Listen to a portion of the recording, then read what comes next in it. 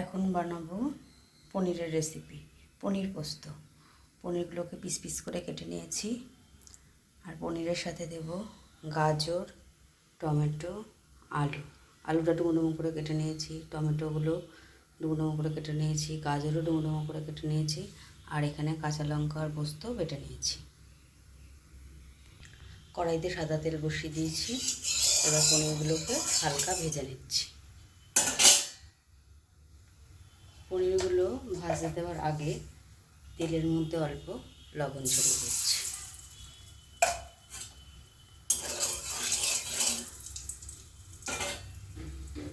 এবার পনিরগুলোকে ছেড়ে দেবো।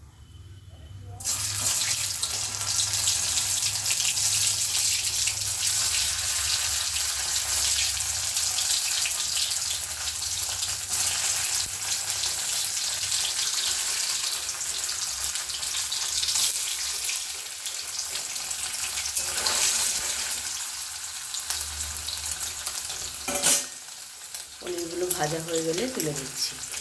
সমস্ত পনির আমার ভাজা হয়ে গেছে। পনিরগুলোকে ভেজে তুলে নিয়েছি। এবার এই তেলের মধ্যে ফোড়ন দিয়ে দিচ্ছি। তেলে ফোড়ন দিয়ে দিয়েছি। এবারে আলু আর গাজর কেটে রাখা, ডুমো ডুমো করে যে আলু আর গাজর কেটে রেখেছিলাম সেটা ভাজতে বসে দিচ্ছি।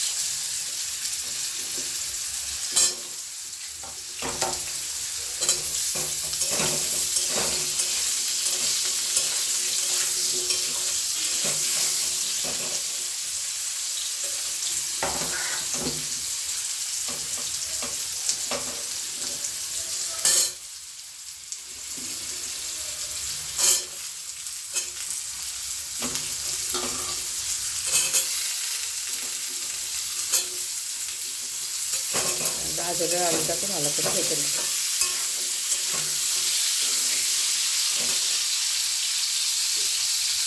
পনির আর আলুগুলো ভালো করে ভেজে নিয়েছি। এর মধ্যে একটু টমেটো কুচি দিয়ে দিচ্ছি আর বেটে রাখা পোস্তটা দিয়ে দিচ্ছি।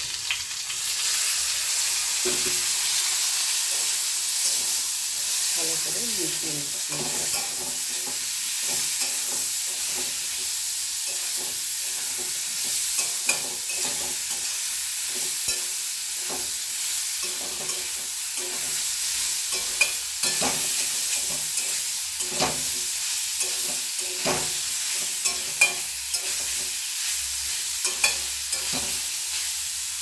পোস্তটা দিয়ে ভালো করে কষিয়ে নিয়েছি।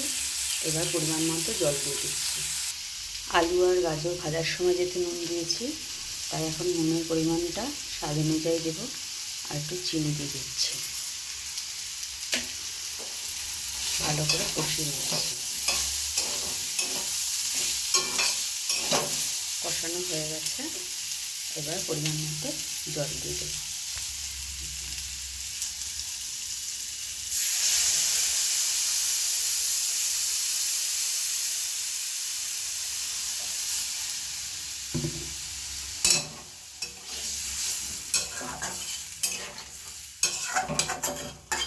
পরিমাণ মতো জল দিয়ে দিয়েছি।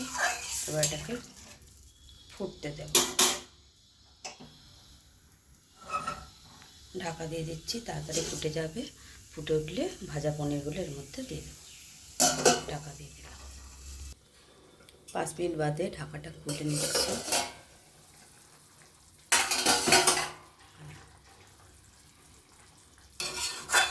জলটা ফুটে গেছে। এবার এর মধ্যে ভাজা পনিরগুলোকে ছেড়ে দেবো। ভেজে রাখা পনিরগুলোকে দিয়ে দিচ্ছি।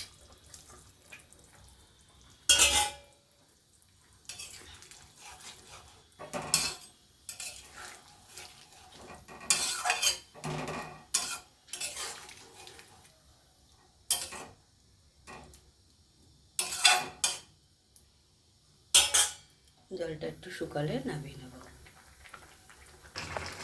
হ্যাঁ, পনিরের জলটা এখন অনেকটা টেনে নিয়েছে। এবার নামিয়ে নিচ্ছি। গ্যাসটা অফ করে দিচ্ছি। কড়াই থেকে বাটিতে নামিয়ে নিয়েছি। রেডি হয়ে গেছে আমার পনির পোস্ত।